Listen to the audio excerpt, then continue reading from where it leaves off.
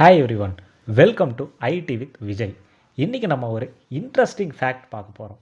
ஆமாம், Python programming லாங்குவேஜில் வர பைத்தானுங்கிற வேர்ட் ஸ்னேக்கை டினோட் பண்ணலை, அது ஒரு சர்க்கஸை டினோட் பண்ணுது.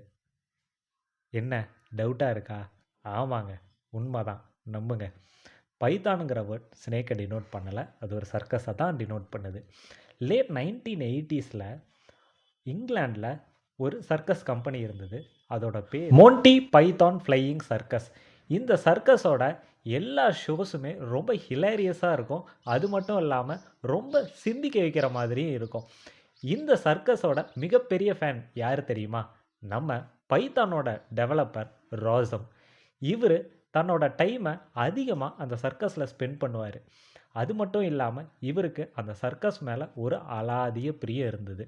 இதனாலேயே தான் டெவலப் பண்ணுற ப்ரோக்ராமிங் லாங்குவேஜுக்கு என்ன பேர் வைக்கிறது அப்படின்னு யோசித்தப்ப இவங்களுக்கு நம்ம ஒரு ட்ரிபியூட் கொடுக்கணும். கண்டிப்பாக நம்மளோட வாழ்க்கையில் நம்ம எப்பப்பெல்லாம் நம்மளால் முடியாதுன்னு துவண்டு போய் இருந்தோமோ அப்பெல்லாம் இந்த சர்க்கஸ் நம்மளை அதிகமாக உற்சாகம் கொடுத்தது. அந்த உற்சாகத்தோட வெளிப்பாடு தான் நம்ம இந்த ப்ரோக்ராமிங் லாங்குவேஜே டெவலப் பண்ணியிருக்கோம் அப்படின்னு நினச்சி தன்னோட ட்ரிபியூட்டாக தன்னோட ப்ரோக்ராமிங் லாங்குவேஜுக்கு பைத்தான் அப்படின்னு அவங்களோட சர்க்கஸ் நேமை வச்சார்.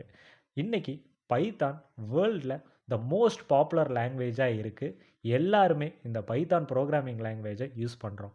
ஆனால் நம்மளில் யாருமே இந்த நேம் ஏன் வந்தது அப்படின்னு சிந்திக்கிறது இல்லை. நம்ம எல்லோரும் நினைக்கிற மாதிரி நானும் அப்படி தான் நினச்சேன், பைத்தானுங்கிறது ஒரு ஸ்னேக் அப்படின்ட்டு.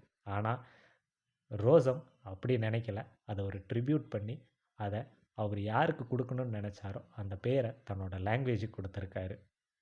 ஸோ இந்த இன்ஃபர்மேஷன் உங்களுக்கு பிடிச்சிருந்தா தாராளமாக நீங்கள் நம்ம சேனலை லைக் பண்ணலாம், சப்ஸ்கிரைப் பண்ணலாம். தேங்க்யூ.